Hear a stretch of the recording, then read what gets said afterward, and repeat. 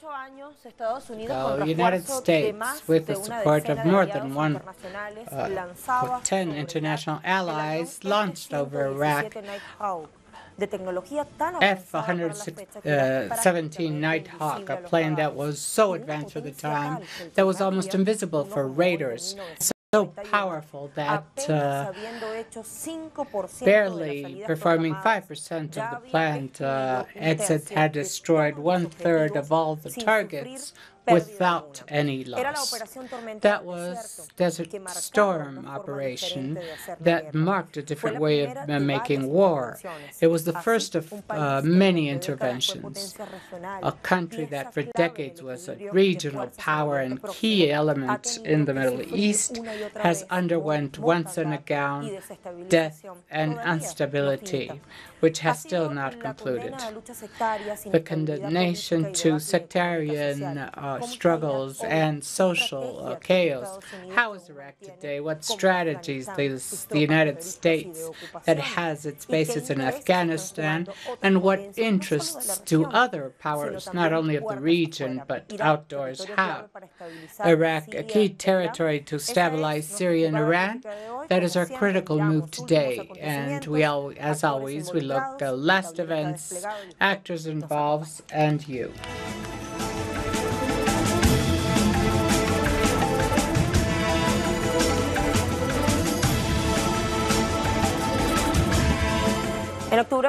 Last October, the Iraqi parliament elected a new president, Kurdish Barham Saleh, who appointed as First Minister Adel Abdelmahdi to unblock the government formation after the elections held in last May. On December 9, the Iraqi government underwent the military offensive that was supposed to be finished 1 year ago with Islamist State that occupied more than 1/3 of this country since 2014. The political, economic, and social reconstruction is ongoing, and not few provinces were affected by war. The U.S. Secretary of State Mike Pompeo recently visited the capital, Baghdad, and revealed what could be the Pentagon's strategy in Iraqi territory hereinafter. We're having conversations with them, the Kurdish. In this way, we protect our forces to assure that as we withdraw, they are safe, and we complete the mission of destroying the caliphate forces before we depart. Historic territory of huge wealth, rich and millenary culture. Let's go see Iraq's culture, political, economic characteristics. A sine qua non condition to understand why the war. Iraq o República de Irak? The Republic of Iraq is the ancient Mesopotamia, the center of three empires, the cradle of civilization where writing was born. It is the Middle East country, including one Zagros mountain range, the Syrian desert, and Arabian desert. The land area is 437,072 square kilometers, and it borders with North Turkey, West Jordan, Northeast Syria, East Iran, South Saudi Arabia, and Southeast Kuwait. Because of its geographic position, it has a large swath of the Persian Gulf Coast. It is the 58th country among the largest countries of the world. It has 15 provinces and 3 autonomous regions. Capital is Baghdad, and its population is 40 million inhabitants, and it has important oil, natural gas, phosphate, sulfide, gypsum, and fish. The economy is based on oil refineries, industrial chemistries, heavy machinery, vehicles, construction materials, foodstuffs, textiles, and leather goods among the main industries. It is the fourth among oil producers, but it is undergoing an energy crisis for several years because of wars. It's a bilingual country with Arab and Kurdish as the main languages. It has supremacy even above the constitution, after Shiites and Sunnis and a Christian minority. In 2003, it was militarily occupied by the United States, UK, and other allies, until 2011, when the intervention concluded, although the U.S. troops have not fully withdrawn from it. Vamos a revisar esto que tenemos a mano.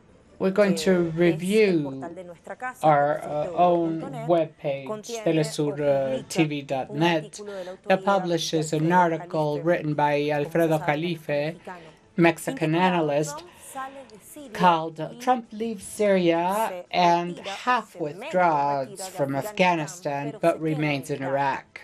The author says that Trump announced suddenly the withdrawal of the U.S. Army from Syria and its half withdrawal from Afghanistan. Well, it has 14,000 troops that will be reduced to half while it strengthens its presence in Iraq, which led James Mattis to resign. Trump is now without the militaries with which he started his mandate: Michael Flynn, McMaster, James Mattis, and John Kerry.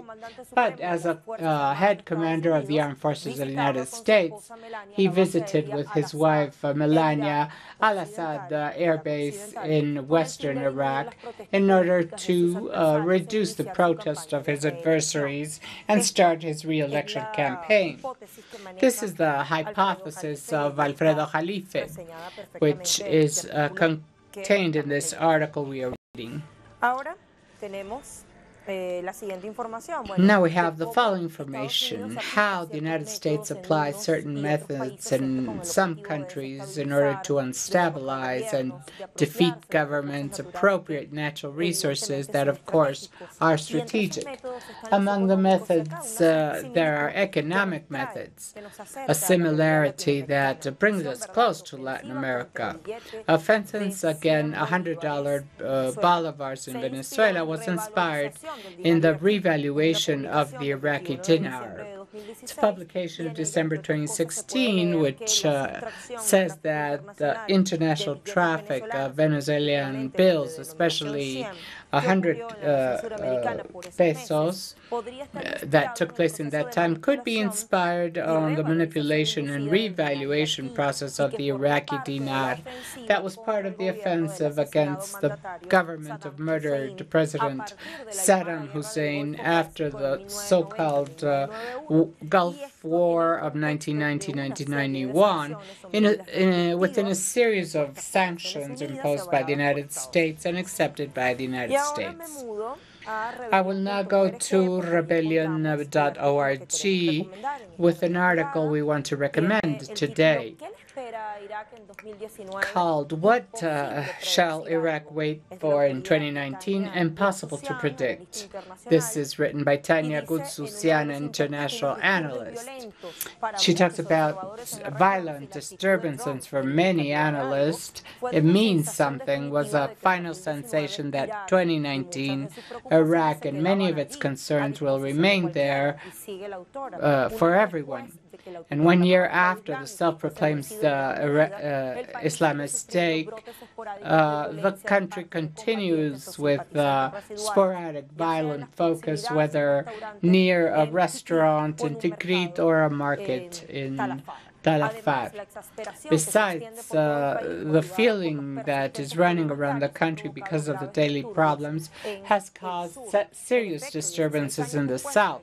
16 years after the War of Liberation, or so-called, some Iraqi have achieved a certain degree of democracy, but they still have lack of utilities, medical services, and employment.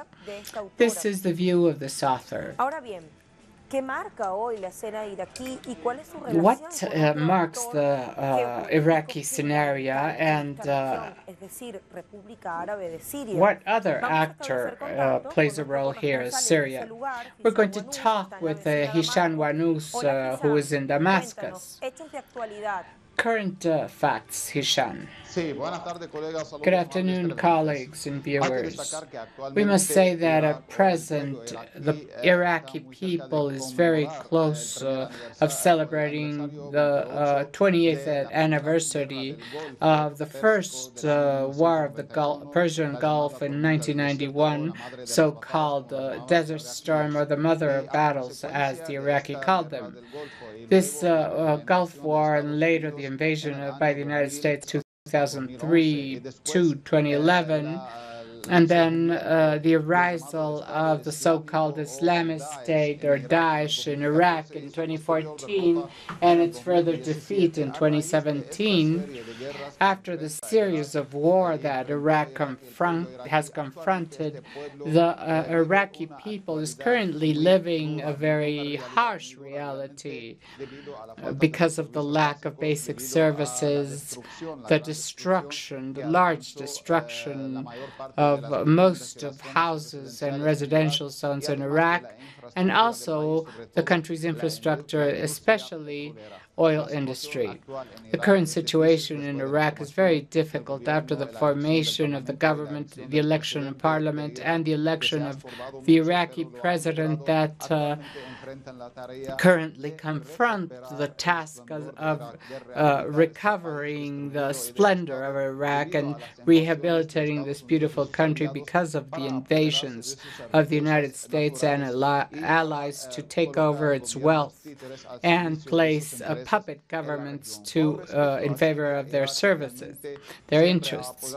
Iraq has always supported Syria in its struggle against terrorists, and they have formed a joint coordination center with Iraq, Russia, Iran in 2015 to coordinate the struggle against terrorism. Iraq has performed several air attacks against terrorist possessions in Syrian territory in Deir ez-Zor province and Al-Hazaka, and has liquidated a large number of terrorists that pretended to invade Iraq after the defeat of Daesh in 2017. After the withdrawal of U.S. troops, or the announcement of U.S. troops from Syria, which has not taken place until now, U.S. soldiers still remain in legal military bases that add to 19 in the north and northeast and south of Syria. With this withdrawal, we must first say that the Iraqi army and popular forces have strengthened their presence in the border with Syria to prevent any terrorist infiltration from Daesh from Syria to Iraq. Secondly, the so-called popular mobilization force in Hafez clash with the interfering policy of the United States and illegal U.S. troops in Iraqi territory that attempted to carry out recognition of the military equipment of this popular force, which leaders prevented this to take place. And finally, there are the declarations of the Minister of Defense of Iraq, Dassin Hafaji, who informed that the country does not really need the presence of foreign troops, especially U.S. troops. So they are anticipating the statements that said these U.S. troops that would leave from Syria could be established in Iraq in order to perform military operations supposedly against Daesh if it rises again in Syria. At present, Iraq has improved its relations with Iran, Syria, and Russia, and is executing economic and military agreements with Iran and Russia, and coordinating security with Syria. It is about to open its borders with Syria to increase trade. This situation is not really in favor of U.S. troops and its allies that invaded Iraq to pillage its resources, and for this reason they still are complying to keep its presence in Iran, in Iraq, and in the entire Middle East, to weaken the countries not only to the service of their energy interests, but also to keep the supremacy of Israeli occupation and guarantee the alleged security of this Israeli entity on occupied territories. Thank you very much, Isham, for your information.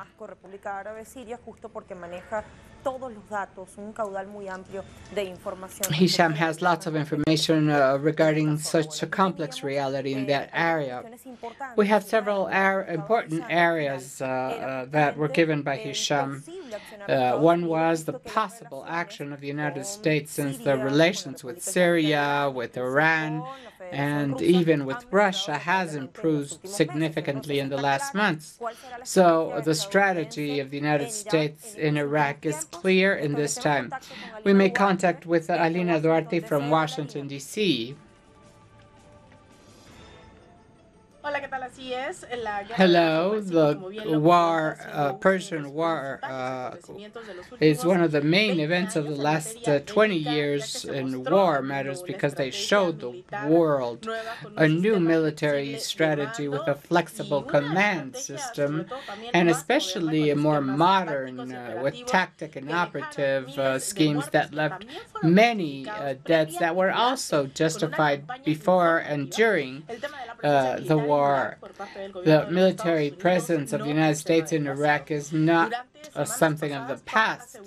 Recently, Trump assured that he has no intention of withdrawing from Iraq, but he announced his setback from Syria and Afghanistan. Nevertheless, Iraqi authorities have strengthened its borders with this announcement made by President Donald Trump. According to Sputnik, the Ministry of Defense of Iraq would be able to guarantee the security of its borders. Nevertheless, they are still speculating what could this war strategy of Donald Trump could be. Since last December in Iraq, he announced that the United States cannot be the police of the world. And he said this before the Iraqi troops, whom he surprised with his visit in Christmas, and insisted that U.S. troops cannot stay longer and that they have been enough there. Nevertheless, this has alerted several members of Donald Trump's cabinet and also its allies. Let's remember that this announcement was also the reason why James Mattis, Secretary of Defense, resigned, who was considered one of the heavyweights of this administration. We will see in the next weeks and days the reconfiguration of U.S. military strategy in the Middle East. Thank you. Also valuable information. When we come back, we will continue penetrating in today's Iraq and specifying the balance of war. It's good to do it to understand what is happening at present. We'll be back after this pause.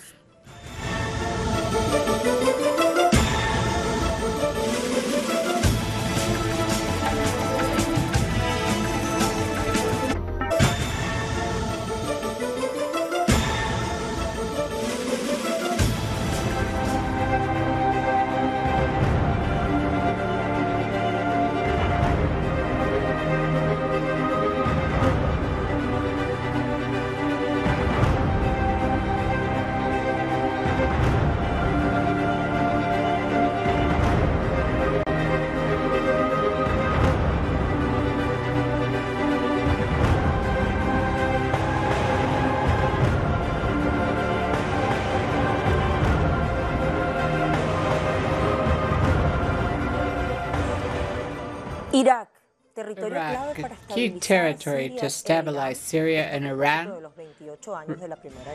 This, after 20 years of the first Gulf War. We must go back to something that Isham Wanu summarized and that Sputnik.com writes about. Ministry of Defense of Iraq. Baghdad does not need foreign troops on its ground. There's some contradiction because the current Minister of Defense, Hassim Jafari, stated that there are no foreign troops, but we do know that at least 5,000 U.S. soldiers are still operating in that zone.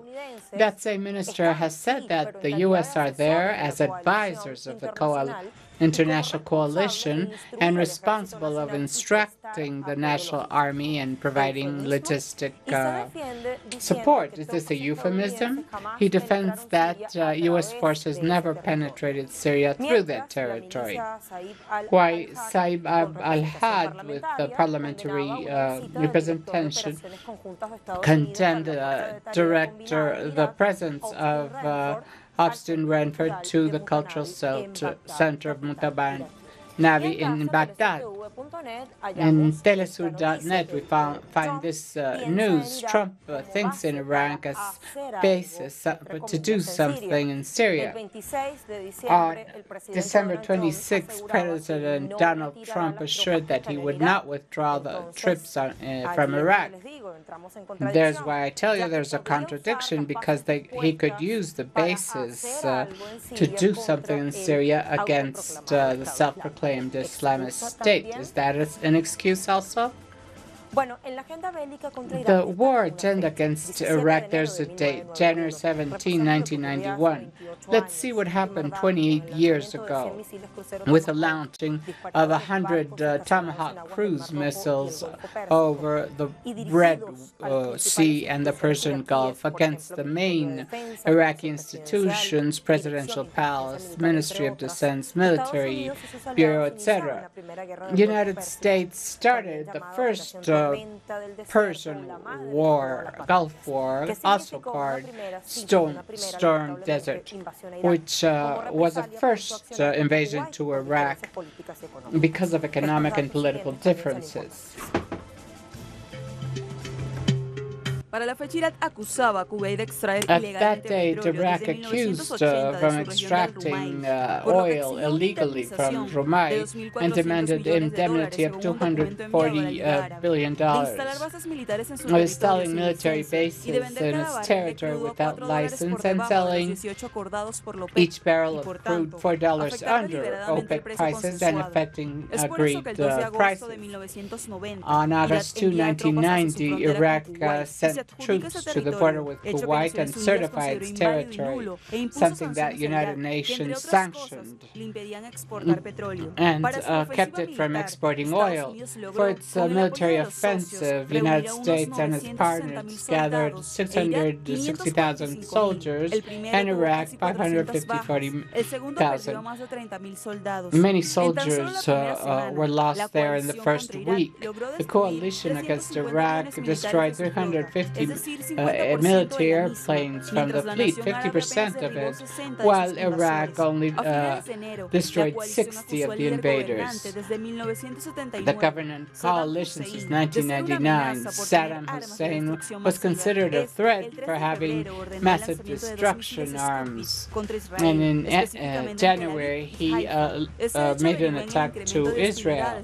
This increased hostilities with the United States. And on February 28, the coalition took out the Iraqi forces in the border with Kuwait.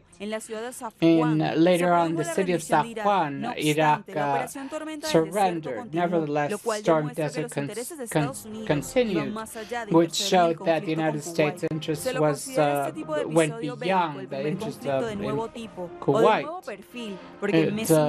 1 month and a half, the United States used an unprecedented military strategy with a flexible system of command, modern war equipment, original operatives, and a large-scale publicity. They say that this costed at least $108 billion.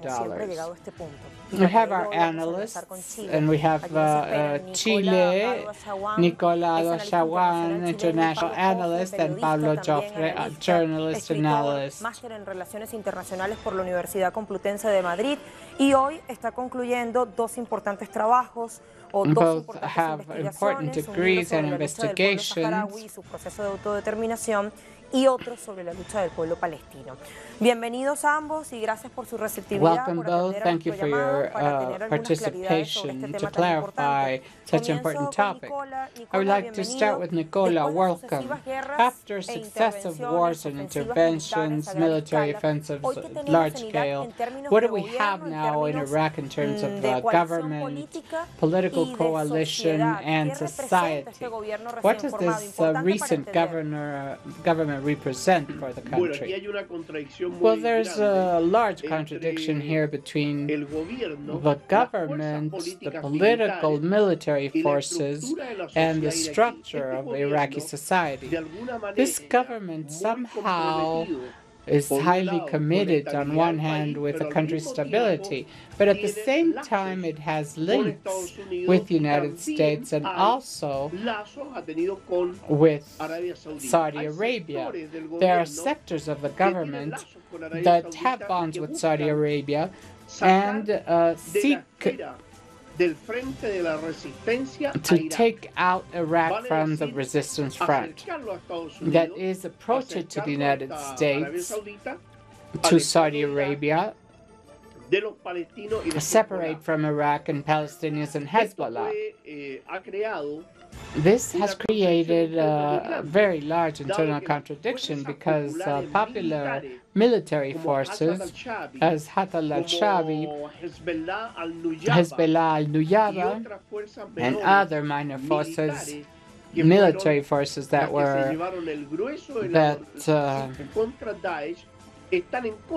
attacked Daesh, are against any relation with the United States and Saudi Arabia. The arrival of U.S. troops to Iraq aim to support the government sector that approves an approach to both countries. Perdemos la comunicación con nuestro We lost communication with our guest, Nicola. Nicola, te escuchamos. Hemos perdido la comunicación. Vamos entonces a enlazar con Pablo, que también espera. We're going to link with Pablo, who's also waiting. We want to have a characterization of what is happening in terms of structure, social structure, the military forces that operate there, and the government. In political, social, and even economic terms, what is happening? Lucía, ¿me preguntas a mí? Are you asking me, Lucia? ¿Aló? Sí, Pablo, a usted le preguntamos, a usted le consultamos. Lucía, sí, yes. El retorno nombraba más bien a Nicola.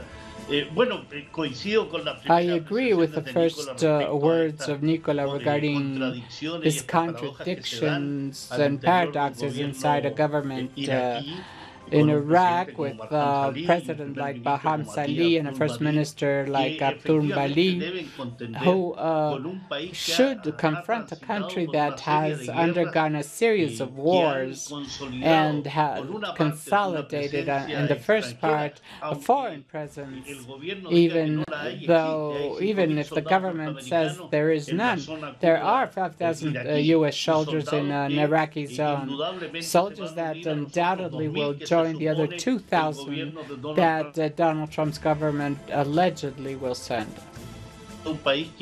It's a country that has very severe internal political contradictions.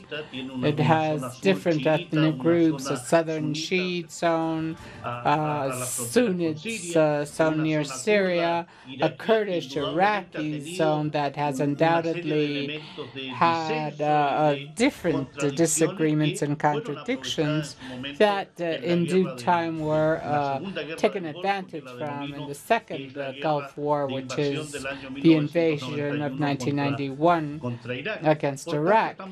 So therefore, we're talking about a country with these contradictions that has internal disagreements and has groups that, of course, oppose the U.S. presence and especially want to keep Iraq far away from a natural ally that is the axis of resistance, that is the militia of Hezbollah, Palestine, in the struggle against the West, that with two essential allies in the zone like Israel, together with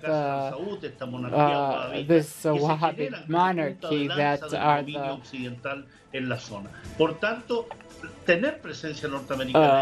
so having U.S. military presence there will cause more contradictions and more counterweights, which will be the final decision in Iraq that, of course, should oppose any presence of Western forces in the zone, considering that all the Middle East has a U.S. presence, British and French, of several tens of thousand soldiers, military, naval, land bases in a large part of countries of the monarchies, in Saudi Arabia, Jordan. So an Iraq that is subjected to multiple pressures and that wants to resolve those problems in favor of the struggle of the people in the Middle East. Pablo was saying that there are contradictions or important disagreements.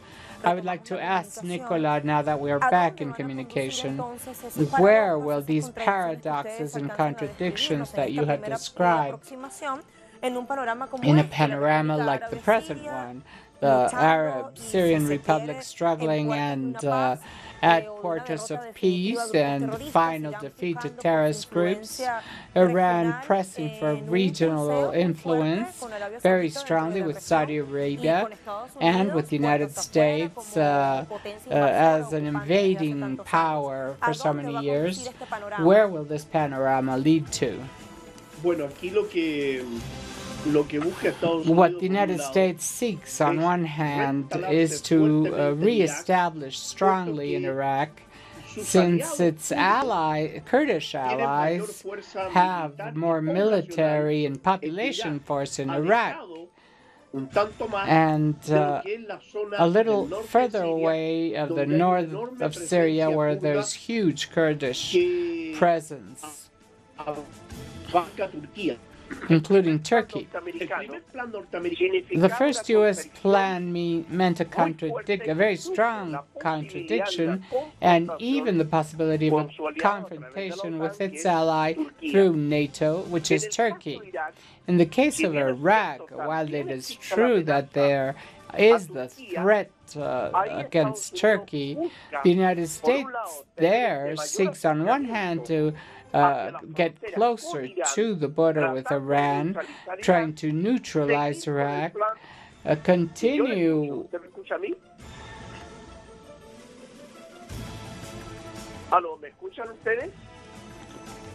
Are you listening to me? Hello.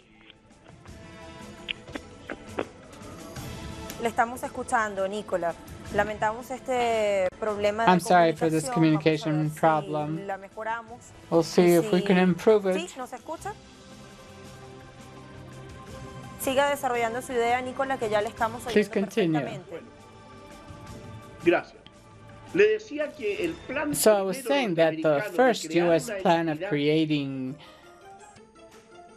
¿Me escucha a mí nuevamente? Sí, le estamos oyendo. Sí, perfectamente.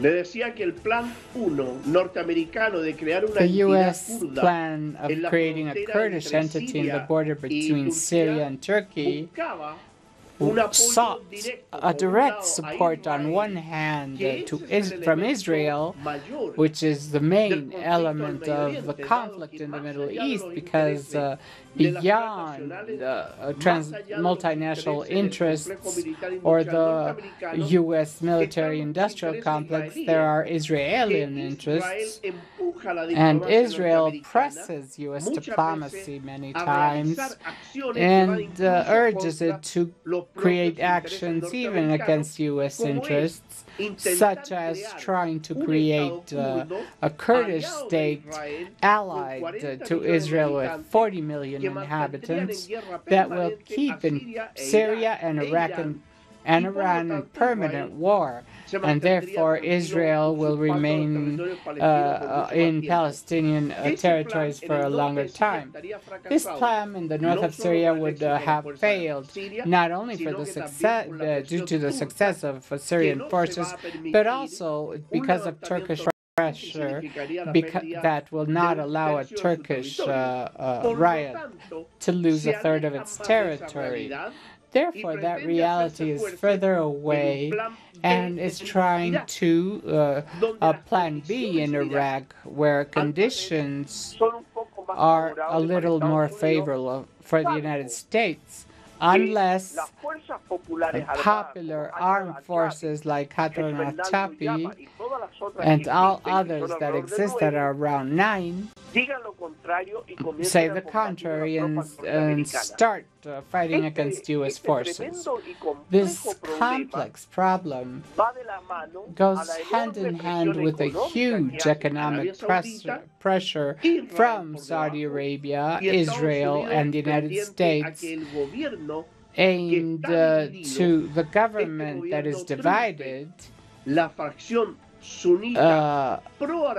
allow the pro-Saudi Arabia Kurdish faction, because there are some Sunnite factions that are not with Saudi Arabia, and make a confrontation between the Iraqi army and the popular militia that are majoritarian Shiite and Sunnite. So the possibility of a civil war in Iraq to establish under the pretext of aid to the Iraqi government. With this, the United States would annul the huge political and military force of Hajj al-Shabi, several tens of thousands of men with lots of military experience. They're all war veterans that are willing to fight in Syria. In fact, they have asked the Syrian government to open the Golan Front to confront the occupying fascist state of Israel. This reality can only be solved by the United States to Israel. This is why I say there are economic, geopolitical, imperialistic interests, multinational, the International Bank, the industrial military complex, which is around the United States, and there are Israeli interests that sometimes contradict with the first, but given the huge power of Israel inside the United States, and that finally it is Israel that manages U.S. foreign policy in the Middle East. There are political military moves that harms the United States. This is the general view of such conflictive zone. I would like now to discuss with Pablo the self-proclaimed Islamic State as a machinery of conquest and death responds to what political and social reality? There's also the matters regarding religious identity. If this was used to establish a new social foundation, it's also used to balkanize the area for the United States to control that region. Primero dar cuenta que First, we must say that the struggles and aggressions and invasions that have occurred in the Middle East are not the result of religious wars or any religious topic. Absolutely not. The existence of Kurdish, Sunni, Shiite, and the Syrian case with religious diversity in that country, it's not about a religious war. It's a war that has hegemonic geopolitical interests behind, where the United States and Western allies like France and UK are behind. And what I also mentioned, this Zionist entity, Israel, that was born from European interests that established in the Middle East to create rivalry between Arab peoples. And Saudi Arabia, that after many years has become one of the soldiers of the West, of the United States in the Middle East, and generating from Saud House, Wahhabite royalty, some religious problems that are not so. Here we have hegemonic powers and interests related to hydrocarbons, gas ducts, oil ducts, the presence of the Western world chaired by the United States that wants to continue established in the Middle East and fragment the Middle East, because in this way, while the Middle East is fragmented, the influence of Iran is stopped, and the advance of Russian Federation is also stopped to the West.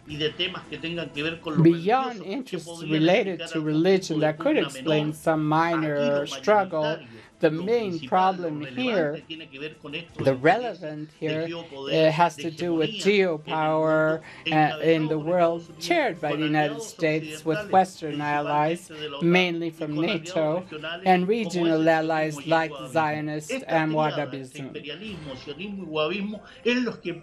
This explains all the wars of the last 30 years. Any war you want to consider, Lucia, has these interests behind. We started with the 1980 and 1988 war between Iran and Iraq that was started by the West to try to undermine and destroy the Islamic Revolution of Iran. The War of 1991, a coalition of Western countries with the Arab League, aimed directly to destroy, and it's a partial destruction because Saddam Hussein was not defeated. In 2003 against Iraq, against Syria in 2011, invasion with mercenary groups and terrorist groups. Terrorist groups organized, financed by the United States and secret services and intelligence of Israel, Jordan, Persian Gulf, Saudi Arabia. Any of these groups are financed by this union that is absolutely criminal between the U.S. imperialism and Zionism in Israel that wants to separate the Arab world and at the same time permanently destabilize Iran, and a Saudi monarchy that has been stretching links with its former Zionist enemy. So there's a cross of political, economic, geopolitical interests where religion is rather information for the Western media, but is not the reality in the Middle East. Thank you very much, Pablo Joffre, Nicola Hawan, for these ideas that truly illustrate us and the way how you communicate it. This cross of geopolitical and economic interests, they also talked about transnational and the great military industrial power controlled by the United States and its armed branch in the Middle East, Israel. It is good to ask if at this time there are signs of a struggle between United States and Iran for the influence and control of this territory in 28 years after the first Persian War. We'll go to a pause and go to our next guest.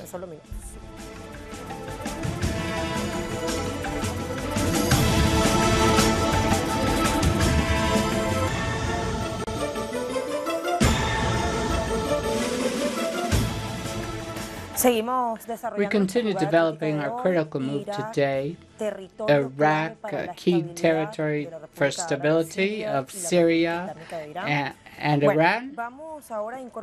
We're going to incorporate Gabriela Aguirre, international analyst, a member of the Communist Party of Venezuela. It's a pleasure to have you here again. We haven't seen each other. It's a pleasure to have you. Well, you listened to our former guests.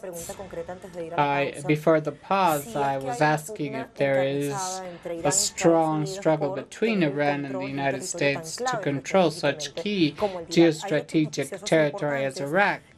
There are important news that give us some light. Several diplomats inaugurated with strategic visits to the capital.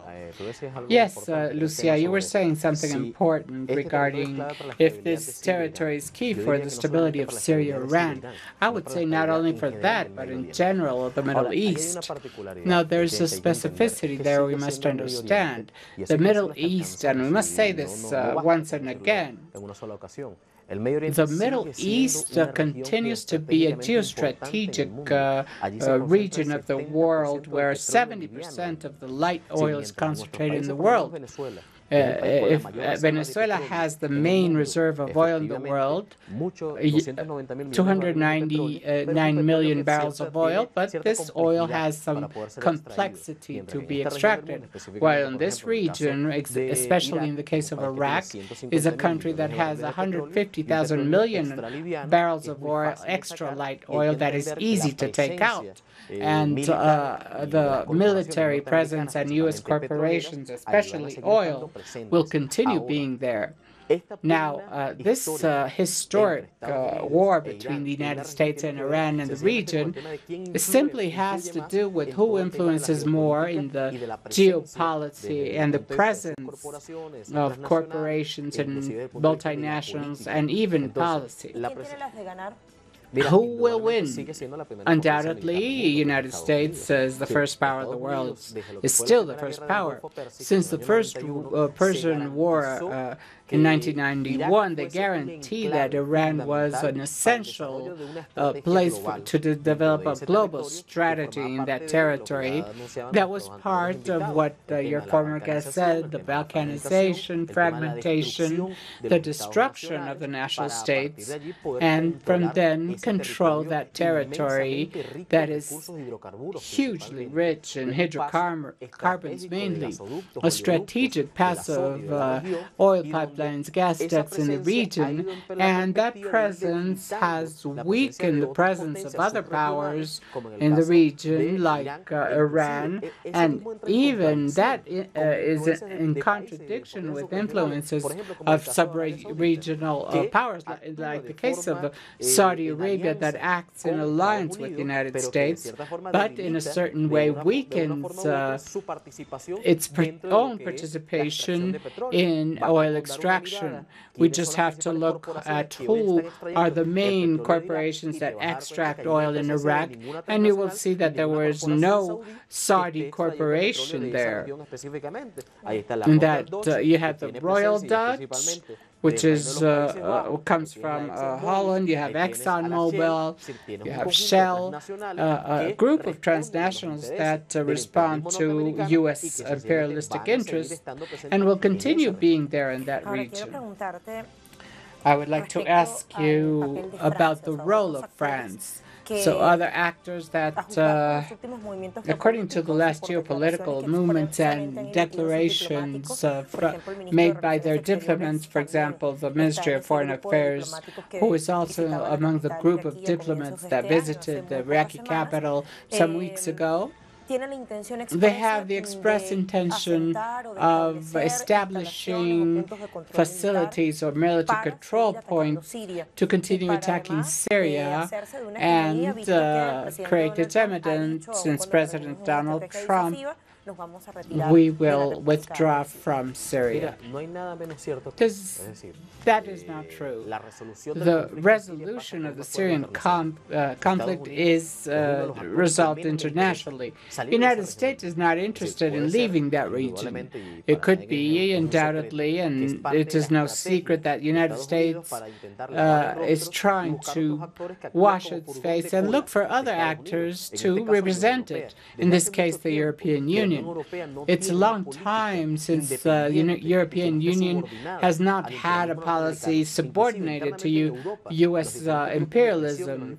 The different political and social forces of Europe are permanently reporting and accusing their governments of being subordinate to U.S. policy. Nothing in Europe moves without the orders and commands of the United States.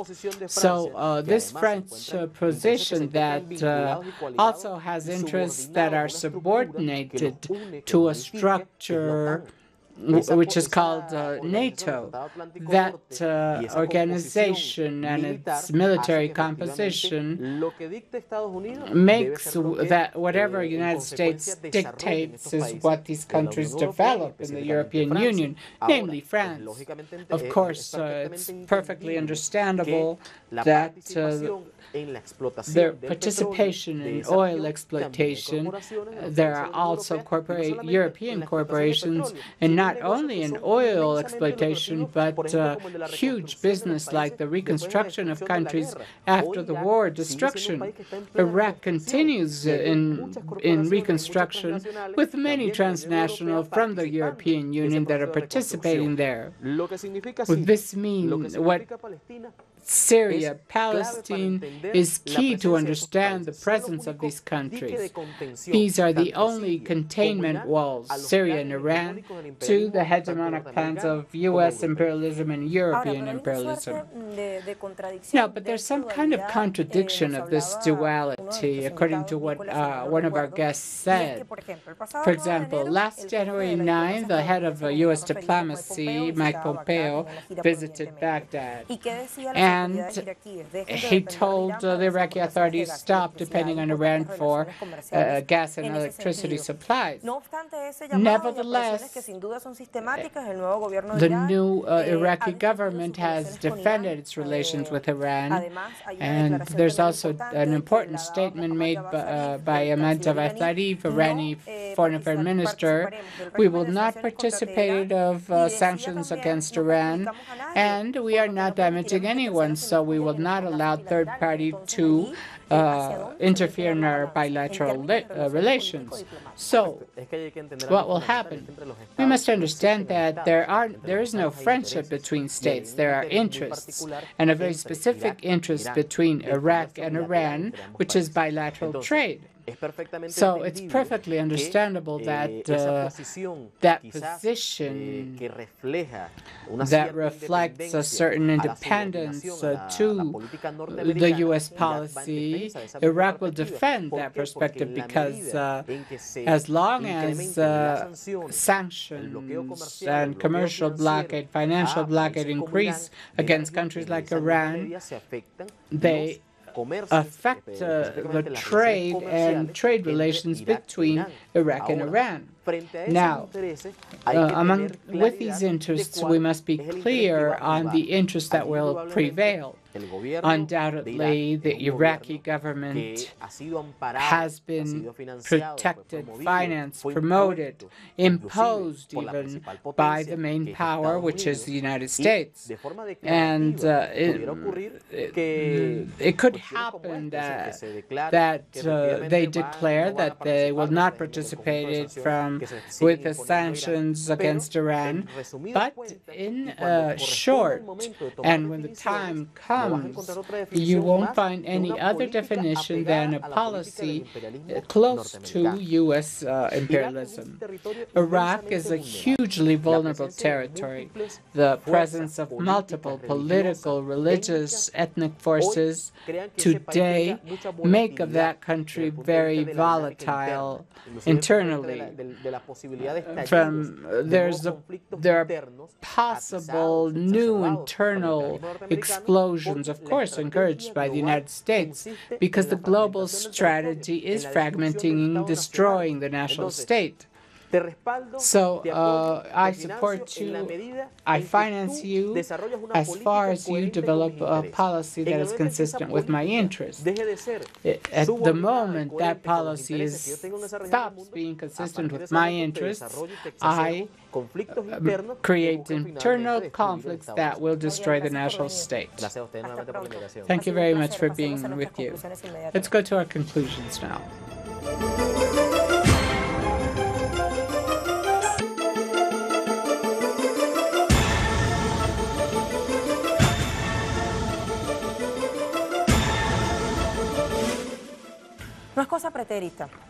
It's not a thing of the past, a volatile and vulnerable territory because of hegemonic interests, Western world chaired by the United States that is still there creating fragmentation to contain Iran in this case and promote its armed body in the Middle East, Israel.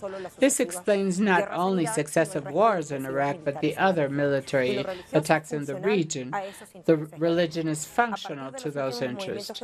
After the last geopolitical movements, there seems to be an opposition for controlling Iraq, but it has huge energy, wealth, and gas ducts.